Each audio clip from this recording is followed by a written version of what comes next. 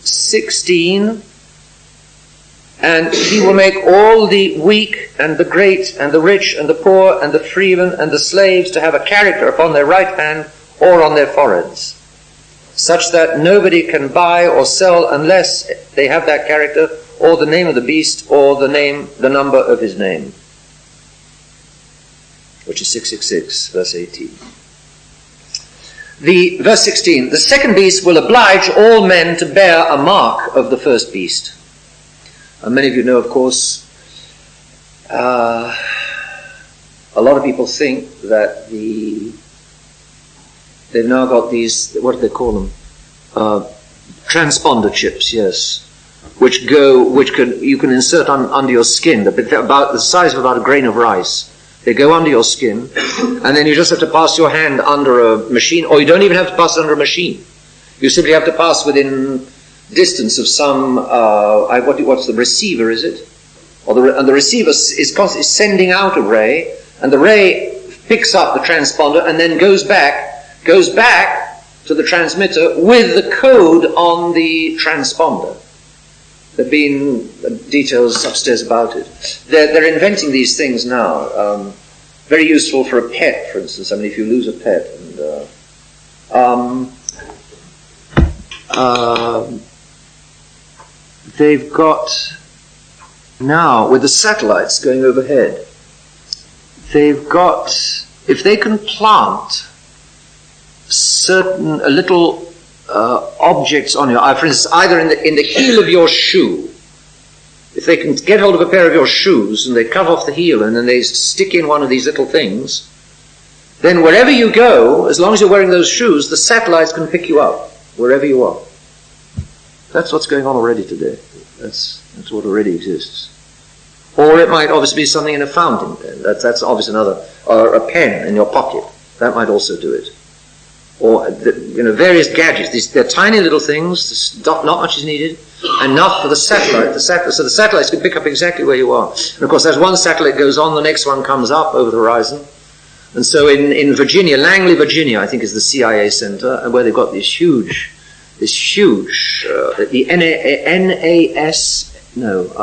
what's it called? NSA, National Security Agency. The National Security Agency. NSA. And I think it's, the CIA is in Langley, Virginia. The NSA, I think, is that same area. I don't know exactly where. And that's where all of the information of all of these satellites is constantly pouring in. And they can photograph, they can watch, the satellites are now capable of sort of almost reading a license plate. And the bad guys, the quote-unquote bad guys, who want to get up to something without the satellites knowing, they have to try to get out of view when they know a satellite's coming over. And then they come back out when the satellite's gone. So the bad guys, quote-unquote, have to learn and find out when the satellites are coming over. So that's the world we're living in. It's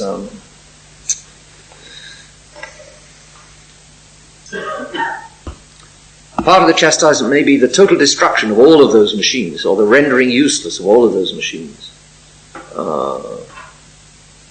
Will those machines be resurrected for the seventh age? I don't know. I don't know. But I said in the December letter, said that even if all the machines are wiped out of the chastisement, it will be it will be much easier to recreate them than to create them, because they won't need to be reinvented. People, if only a few people survive, still a few people will have the idea of a light bulb. For instance, who has the idea of a light bulb before somebody invented it? But now you don't have to reinvent it. You just have to, dream up how to rebuild it. You've got the idea already there. You just have to find a way to redo it, because it's possible. All right. Now, so the second beast will oblige all men to bear a mark of the first beast, without which they won't be able to buy or sell anything. Figuratively, back to verse 14. Figuratively speaking, this again is a second layer of interpretation. All men will have to model their behavior on that of the Antichrist. Verse 14.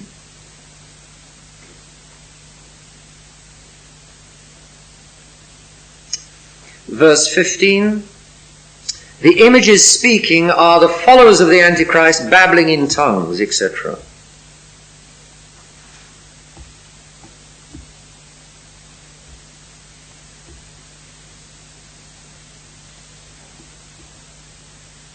follows of the Antichrist babbling in tongues. 16, the character, and he will make all of the freemen poor, freemen and slaves, rich and poor and so on. Everybody will have a character upon their right hand or upon their forehead. The character will be some rite, R-I-T-E, some ceremony aping baptism, which of course imprints a sacramental character. Some ceremony aping baptism. Only it won't be in the name of the Father, and the Son, and the Holy Ghost. It won't be in the name of the Holy Trinity. It will be in the name of the 666. Some ceremony aping baptism in the number, not of the Holy Trinity, but 3, but verse 18, 666. All right, now 666.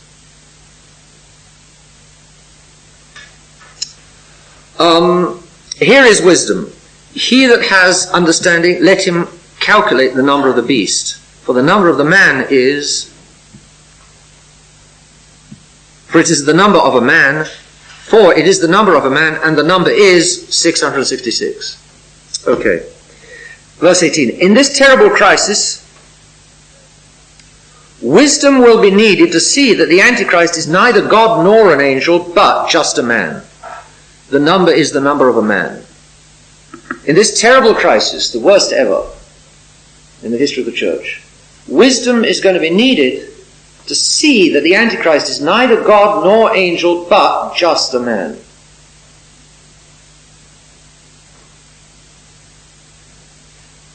Once again, Christians, Catholics, fasten your seatbelts. Don't lose your heads. Don't despair, and don't give up. There are all kinds of theories about 666. Here is just a few that Don Molion judges to be the most serious. By Greek numbering, alpha equals 1, beta equals 2, gamma equals 3, delta equals 4, epsilon equals 5, zeta equals 6, eta equals 7, theta equals 8, etc. Alpha equals 1, beta equals 2. By Greek numbering, the church fathers single out 3 Greek words with a number value of 666.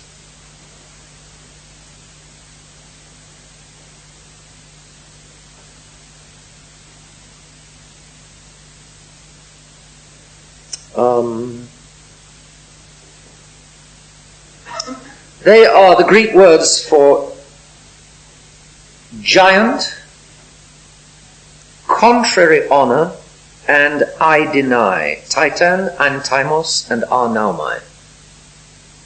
Giant, contrary honor, and I deny.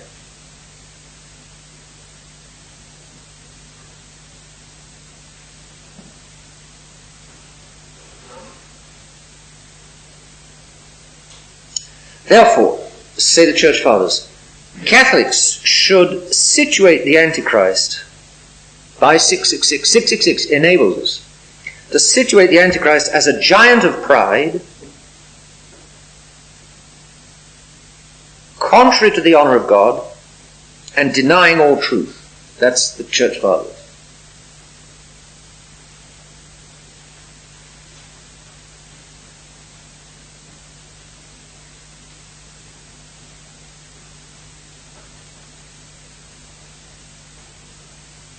I wonder if that's...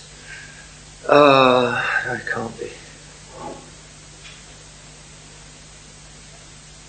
I've not worked out those calculations, but a giant of pride, opposing the honor of God and denying all truth.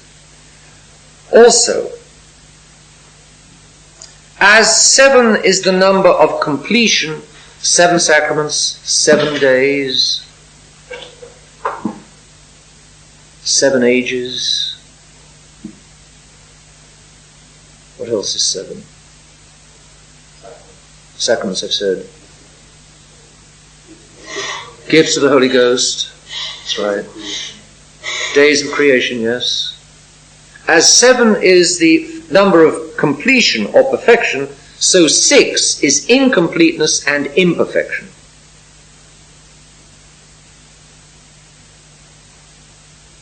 Therefore, 666 is triple incompleteness.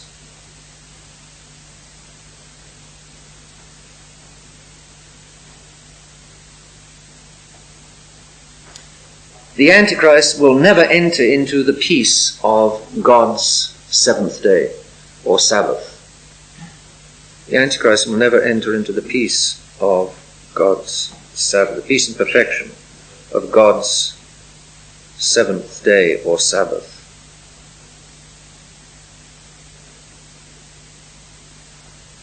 I think you can see that as commentary upon 666, that's extremely sober. It quotes church fathers, and it just quotes 6 being the figure of incompletion and imperfection, which again is well known. Therefore 666 is triple imperfection. Therefore the Antichrist is a bad guy. That's fairly sober. There are all kinds of interpretations of 666. Like there are all kinds of interpretations of many other things in the book of the Apocalypse. It's wrapped in mystery. Any questions on chapter 13? Purdy. Is it possible that the Antichrist will be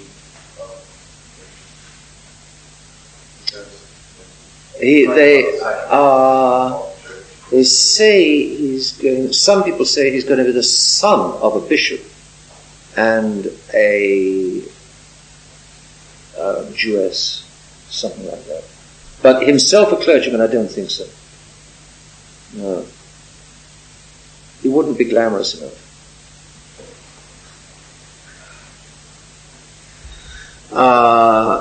He couldn't. You couldn't capture the world's admiration as a clergyman, even as an apostate clergyman. To get the world going, you'd have to completely throw aside all trace of being a clergyman, don't you think so? To get the world going. I think so, yeah. Any other questions?